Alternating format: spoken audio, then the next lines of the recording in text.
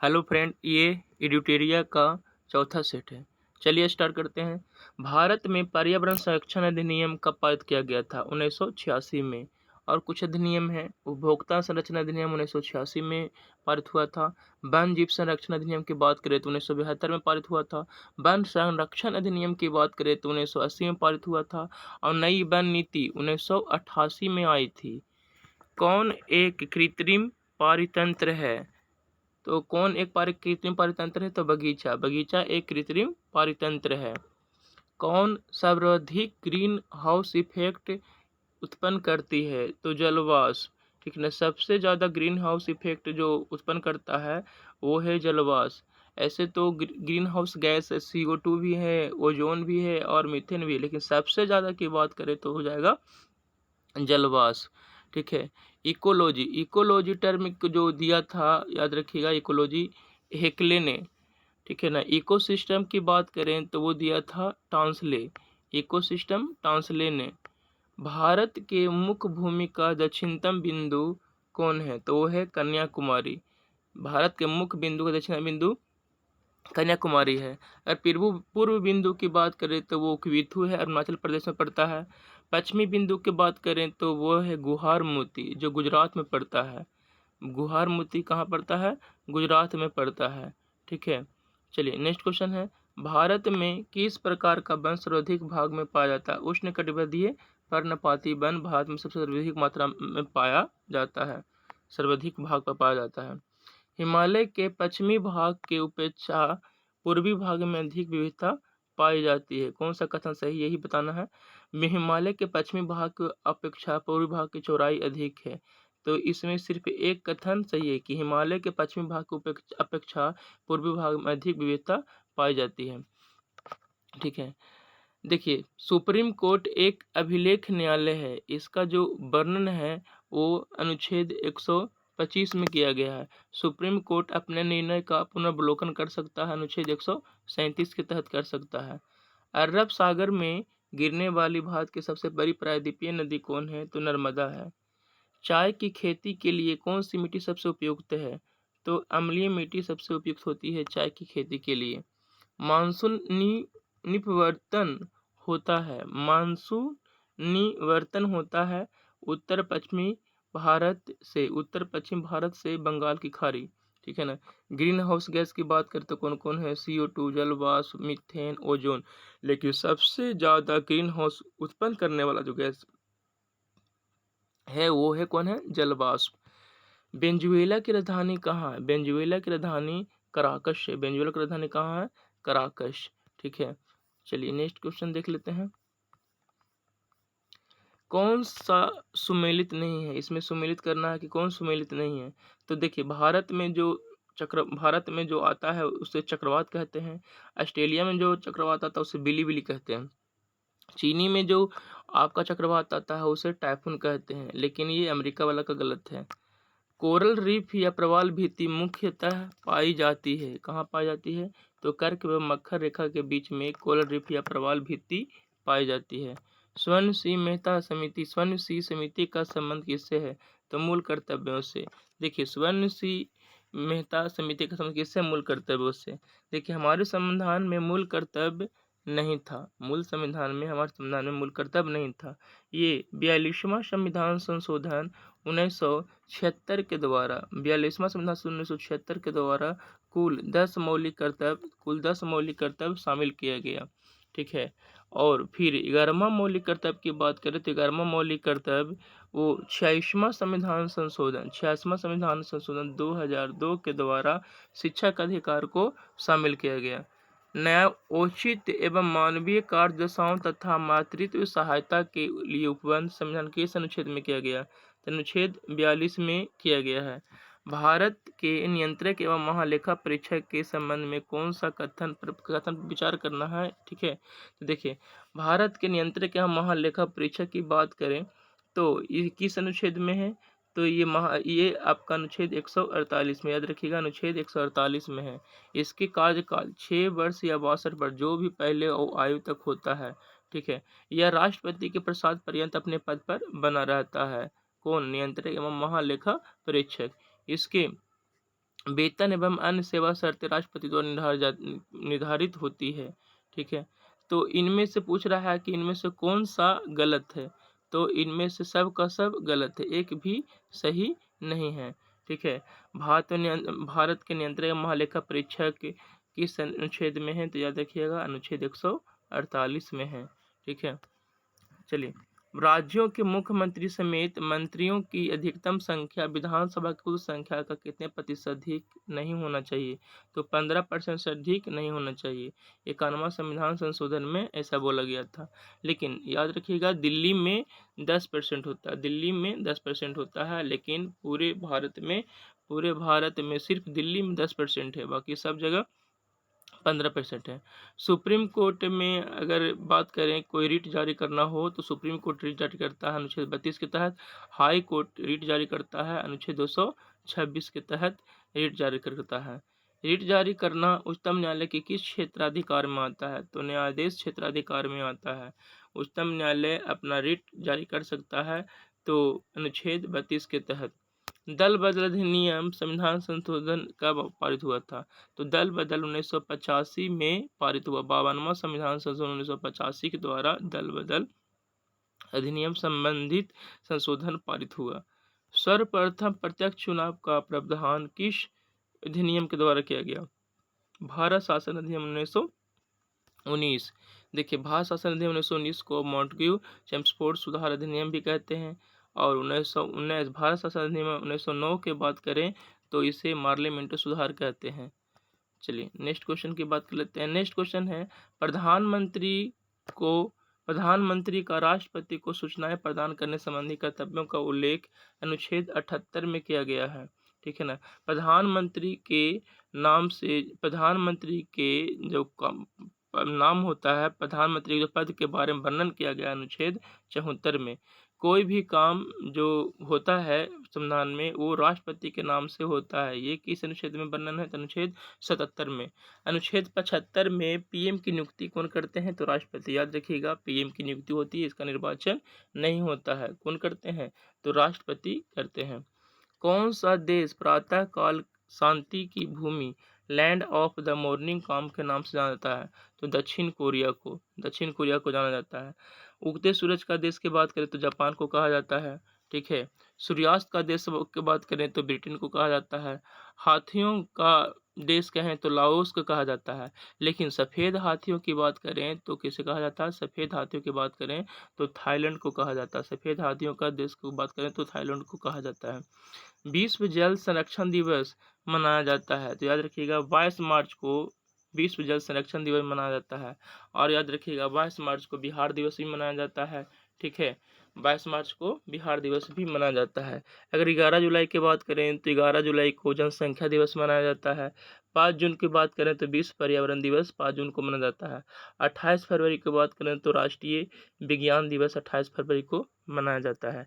और कुछ पॉइंट याद रखिएगा, जैसे 22 मई को जैव विविधता दिवस मनाया जाता है। 22 अप्रैल को पृथ्वी दिवस मनाया जाता है। ये बहुत इंपॉर्टेंट पॉइंट है। ठीक है, स्वदेशी और बहिष्कार आंदोलन का अनुमोदन कांग्रेस के किस अधिवेशन में हुआ था, तो बनारस अधिवेशन 1905। इसके जो अध्यक्ष थे गोपाल कृष्ण गोखले।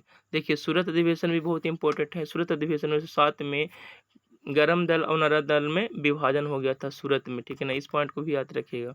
कांग्रेस के सर्वकार समिति में भारत विभाजन का प्रस्ताव कब पारित किया गया, तो ये पारित हुआ था 14 जून 1946 को। 14 जून 1946 को। और माउंटबेटन योजना कब आया था, याद रखिएगा माउंटबेटन योजना 3 जून 1947 को आया था। और भारत से पाकिस्तान अलग हो गया कब, तो 14 अगस्त 1947 को भारत से पाकिस्तान अलग हो गया। संविधान सभा की प्रथम बैठक का आयोजन किस गवर्नर जनरल के द्वारा किया गया था, तो याद रखिएगा संविधान सभा की जो पहली बैठक हुई थी 9 दिसंबर 1946 को हुई थी। तो किस गवर्नर जनरल के द्वारा किया गया था, तो लॉर्ड बेबल के द्वारा किया गया था। ठीक है, देखिए स्वतंत्रता जो अधिनियम है वो 4 जुलाई 1947 को आया, और इसे स्वीकार कब किया गया, 18 जुलाई 1947 को स्वतंत्रता अधिनियम को स्वीकार कर लिया गया। मंगल पांडे जो 34वीं रेजिमेंट के सिपाही थे, प्रथम भारतीय स्वतंत्रता संग्राम की शुरुआत की। इसके उपरांत ब्रिटिश सरकार ने इन्हें फांसी कब दी? तो याद रखिए मंगल पांडे 8 अप्रैल 1857 को मंगल पांडे को फांसी दिया गया। देखिए 1857 की विद्रोह की बात करें तो इसकी शुरुआत 10 मई 1857 को हुआ था। प्रथम स्वतंत्रता संग्राम 10 मई 1857 को हुआ था। ठीक है। देखिए एक बात याद रखिएगा कि भारतीय राष्ट्रीय ध्वज को 22 जुलाई 1947 को अपनाया गया। भारतीय राष्ट्रीय ध्वज को 22 जुलाई 1947 को अपनाया गया। ठीक है ना। देखिए भारतीय जो आपका याद रखिएगा स्वतंत्रता संग्राम जो शुरू हुआ था, विद्रोह हुआ था 19 मार्च 1857 का विद्रोह कर दिए थे मंगल पांडे ने कर दिए थे मंगल पांडे ने। वहाबी आंदोलन का प्रमुख क्षेत्र नहीं रहा है, तो याद रखिए कहाँ नहीं रहा है, तो असम नहीं रहा है। वहाबी आंदोलन का प्रमुख क्षेत्र असम में नहीं रहा है। ठीक है। पुस्तक एरिया ऑफ डार्कनेस के लेखक कौन है? बी.एस. नायपाल। पुस्तक बी.एस. डार्कनेस पुस्तक के लेखक कौन है? बी.एस. नायपाल। इसमें कुछ क्वेश्चन है जिसमें सूची मिलान करना है। सूरत की संधि कब हुई थी? तो याद रखिएगा 1775 में सूरत की संधि हुई थी, 1775 में। पूना की संधि 1817 में। पूना की संधि कब हुई थी? 1817 में पूना की संधि। पुरंदर की संधि 1665 में। देवगांव की संधि की बात कर लें तो 1803 में देवगांव की संधि हुई थी। ठीक है। चलिए नेक्स्ट क्वेश्चन की बात कर लेते हैं। किस ग्रंथ से गुप्त काल के बारे में जानकारी मिलती है? तो याद रखिएगा मृच्छकटिकम से। मृच्छकटिकम पुस्तक के लेखक की बात करें तो मृच्छकटिकम पुस्तक के लेखक शूद्रक हैं। गार्गी संहिता पुस्तक की बात करें लेखक तो गार्गी हैं।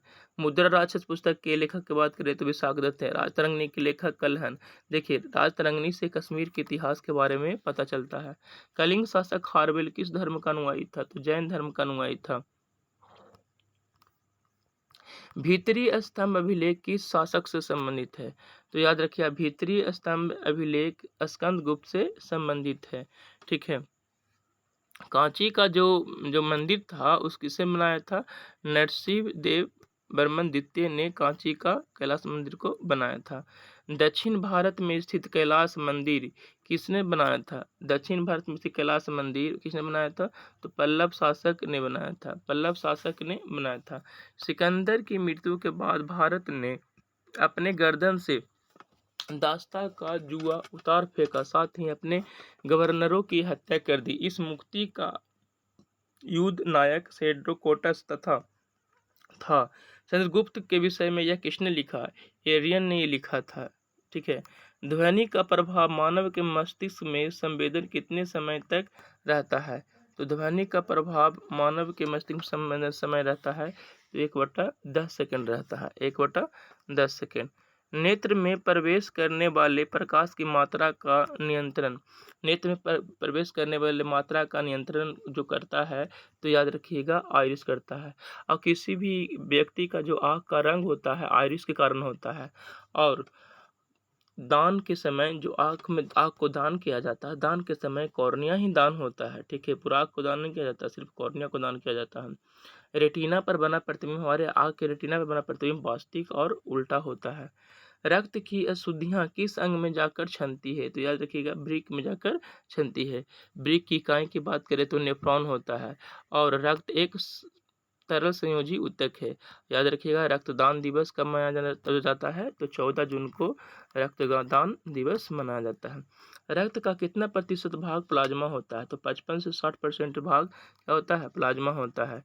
एक पौधे पर पुष्पन होने के लिए कौन उत्तरदायी हार्मोन है? तो याद रखिएगा फ्लोरीजीन एक उत्तरदायी हार्मोन है। वो पौधों में पुष्प लगने में मदद करता है। जिब्रेलिन ये फल फूल लगने में मदद करता है। साइटोकिनिन कोशिका विभाजन को रोकता है। कोशिका विभाजन को रोकता है जिससे ये कोई भी फल ये सब जो होता है ना वो ज़्यादा दिन तक टिका रहता है। ऑक्सिन जो होता है पेड़ पौधे की लंबाई वृद्धि में मदद करता है। इंद्रधनुष किसके कारण होता है? तो याद रखिएगा इंद्रधनुष परिवर्तन एवं अपवर्तन के कारण होता है इंद्रधनुष। एक ही पदार्थ के अणुओं के बीच कार्यकारी आकर्षण बल को क्या कहा जाता है? उसे बोलते हैं सहसंजक बल कहा जाता है। ठीक है। नेक्स्ट देखते हैं। नेक्स्ट है किसी अभिक्रिया में भाग लेने वाले पदार्थ को अभिकारक कहते हैं। क्या कहते हैं? जो अभिक्रिया में भाग लेता है उसे अभिकारक कहते हैं। क्षारक को जल में घोलने पर क्या मुक्त होता है? तो OH माइनस आयन मुक्त होता है। देखिए क्षार पीएच स्केल पर जिसका पीएच मान 7 से अधिक होता है उसे क्षार कहते हैं, और 7 से कम होता है उसे अम्ल कहते हैं। ठीक है। नींबू के रस का पीएच मान कितना होता है? तो नींबू के रस का पीएच मान 2.2 होता है। याद रखिए, बहुत इंपॉर्टेंट है। ठीक है ना। बादल और वायुमंडल का तैरना किस कारण होता है? तो बादल और वायुमंडल का तैरना सायनता के कारण है। देखिए अगर इसमें अगर ऑप्शन होता आपका घनत्व तो वो भी हो जाता है। ठीक है ना, लेकिन यहाँ घनत्व है ही नहीं है तो क्या होगा? सायनता, यानी बादल और वायुमंडल जो बादल और बादल वायुमंडल में जो तैरता है उसके कारण सायनता के कारण। छाया में पनपने वाले पौधों को क्या कहते हैं? तो उसे सीओफाइट्स कहते हैं। छाया में पनपने वाले पौधे को सीओफाइट्स कहते हैं। जो पौधा लवण यानी जो नमकीन नमकीन क्षेत्र में जो पौधा होता है उसको हेलोफाइट्स कहते हैं। और जो चट्टानों पर उगता है उसे लिथोफाइट्स कहते हैं। मेन रेहिन अंतर्राष्ट्रीय सीमा रेखा किन दो देश के बीच में है? मेन रेहिन अंतर्राष्ट्रीय सीमा रेखा की बात करें तो ये रूस और फिनलैंड के बीच में है। जैव विविधता दिवस, देखिए अभी कुछ देर पहले आप लोग को डिस्कशन में बताए थे कि जैव विविधता दिवस कब मनाया जाता है? तो 22 मई को। जैव विविधता दिवस 22 मई को मनाया जाता है। और 22 अप्रैल को क्या बताए थे? 22 अप्रैल को बताए थे पृथ्वी दिवस। 22 मार्च को जल दिवस। ठीक है ना। याद रखिएगा 24 मार्च को टीबी दिवस मनाया जाता है। ठीक है। राष्ट्रीय खाद्य सुरक्षा मिशन NFSM की शुरुआत किस वर्ष हुई थी? 2007 में। भारत में मुद्रास्फीति के प्राकलन का सबसे प्रचलित माप कौन है? CPI। ठीक है ना, CPI है। चलिए देखिए, अब कुछ इंपॉर्टेंट पॉइंट रह गया उसके बारे में बात कर लेते हैं। बहुत ही इंपॉर्टेंट पॉइंट है, इसे जरूर देखा कीजिए, इसको ध्यान से देखा कीजिए, बहुत काम आने वाला है। चलिए देखते हैं। बौद्ध धर्म के संस्थापक थे गौतम बुद्ध। बौद्ध धर्म के संस्थापक कौन थे? गौतम बुद्ध। ठीक है ना। गौतम बुद्ध का जन्म 563 ईसा पूर्व में लुम्बिनी नेपाल में हुआ था। नेपाल में इनका जन्म हुआ था, लुम्बिनी नेपाल में। इनकी मृत्यु 483 ईसा पूर्व में कुशीनारा उत्तर प्रदेश में देवरिया जिला में हो गया था। इनके बचपन का नाम सिद्धार्थ था। इनको 6 वर्ष की कठिन तपस्या के उपरांत 35 वर्ष की आयु में फल्गु नदी के किनारे ज्ञान की प्राप्ति हुई। ठीक, चलिए नेक्स्ट पॉइंट देखते हैं। नेक्स्ट पॉइंट है, बुद्ध ने अपना सर्वाधिक उपदेश कहाँ दिए? देखिए याद रखिएगा, बुद्ध ने अपना पहला उपदेश सारनाथ में दिया था और सर्वाधिक उपदेश कौशल की राजधानी श्रावस्ती में दिया था। और इसके जो पहला उपदेश हुए उसे धर्म चक्र परिवर्तन कहा गया। बौद्ध धर्म में आत्मा की परिकल्पना नहीं है जबकि पुनर्जन्म की मान्यता है, यानी बौद्ध धर्म में पुनर्जन्म के बात को मानता है। बौद्ध संघ में सम्मिलित होने की न्यूनतम आयु 15 वर्ष थी। गौतम बुद्ध ने आम्रपाली को सर्वसम्मति से स्त्री रत्न घोषित किया था। किसने? गौतम बुद्ध ने। सर एडविन अर्नाल्ड ने गौतम बुद्ध को एशिया का ज्योतिपुंज कहा था। किसने कहा था एशिया का ज्योतिपुंज? सर एडविन अर्नाल्ड ने गौतम बुद्ध को एशिया का ज्योतिपुंज कहा था। देखिए कुछ बहुत संगीति है, देखिए ये बहुत इंपॉर्टेंट है, एग्जाम में क्वेश्चन इससे आना ही आना दम तय रहता है। प्रथम संगीति 483 ईसा पूर्व में राजगीर में अध्यक्ष थे महाकश्यप। और किसके शासनकाल में हुआ था? तो अजातशत्रु के शासनकाल में हुआ था। द्वितीय संगीति 383 ईसा पूर्व में कहाँ हुआ था? तो वैशाली में। अध्यक्ष कौन थे? सवाकामी। और किसके शासनकाल में हुआ था? तो कालाशोक के शासनकाल में हुआ था। तृतीय बहुसंगीति 250 ईसा पूर्व में पाटलिपुत्र में हुआ था। इसके अध्यक्ष थे मोगलीपुत्र और उसका जो उस समय जो शासक थे वो अशोक थे। चतुर्थ बहुसंगीति 98 ईस्वी में हुआ था। देखिए ईस्वी में हुआ था ये। ठीक है ना। कहाँ हुआ था? तो कुंडलबन जम्मू कश्मीर में। इसके अध्यक्ष थे वसुमित्र। ठीक है ना। किसके शासनकाल में हुआ था? तो कनिष्क। एक बात और याद रखिएगा कि चतुर्थ बौद्ध संगीति में उपाध्यक्ष भी थे। वो उपाध्यक्ष कौन थे? अश्वघोष। चलिए जैन धर्म के संस्थापक की बात कर लेते हैं कि जैन धर्म के संस्थापक कौन थे। तो याद रखिएगा जैन धर्म के संस्थापक थे, उनका नाम था ऋषभदेव। जैन धर्म के संस्थापक का क्या नाम था? ऋषभ देव, जैन धर्म के संस्थापक ऋषभ देव। जैन धर्म के 22वें एवं 23वें तीर्थकर। देखिए 22वें तीर्थकर की बात करें तो अरिस्टिनेमी और 23वें तीर्थकर कौन थे? पार्श्वनाथ। ठीक है ना। महावीर स्वामी जैन धर्म के 24वें एवं अंतिम तीर्थकर हुए। ये बहुत ही इंपॉर्टेंट पॉइंट है, इनका बारे में याद रखिएगा महावीर के बारे में। महावीर स्वामी का जन्म 540 ईसा पूर्व में कुंडग्राम वैशाली में हुआ था। महावीर स्वामी की मृत्यु 468 ईसा पूर्व में पावापुरी नालंदा में हुआ था। महावीर के बचपन का नाम वर्धमान था। इन्होंने महावीर ने 30 वर्ष की आयु में सन्यासी जीवन को स्वीकारा। 12 वर्षों की कठिन तपस्या के उपरांत त्रिजुपालका नदी के तट पर साल वृक्ष के नीचे इनको ज्ञान की प्राप्ति हुई थी। महावीर ने अपने शिष्यों को 11 गंधर्वों में विभाजित किया था। महावीर पुनर्जन्म एवं कर्मवाद में विश्वास करते थे। सायदाबाद और अनेकांतावाद संबंधित है, तो किससे संबंधित है? तो जैन धर्म से संबंधित है। प्रथम जैन भिक्षुणी चंपा थी। महावीर के प्रथम अनुयायी उनके दामाद जामिल थे। देखिए कुछ बौद्ध जैन संगीतियाँ हुई हैं, वो बहुत इंपॉर्टेंट है। कुछ जैन संगीतियाँ हुई हैं, उनको याद रखिएगा। प्रथम जैन संगीति 300 ईसा पूर्व में हुआ था। कहाँ हुआ था? पाटलिपुत्र में। इसके अध्यक्ष थे स्थूलभद्र। द्वितीय बौद्ध संगीति 512 ईस्वी में हुआ था। इसके जो अध्यक्ष थे वो तो क्षमा श्रवण, और कहाँ हुआ था? बल्लभी गुजरात में हुआ था। इस तरह से आज आपका चौथा सेट कंप्लीट हो गया। ठीक है ना। आप इसको याद रखिएगा, धीरे धीरे आप लोग पर डे सुनते रहिए। आपका पूरा टारगेट किए हैं कि पूरा ये बुक खत्म कर देंगे। चलिए आज भर के लिए इतना ही।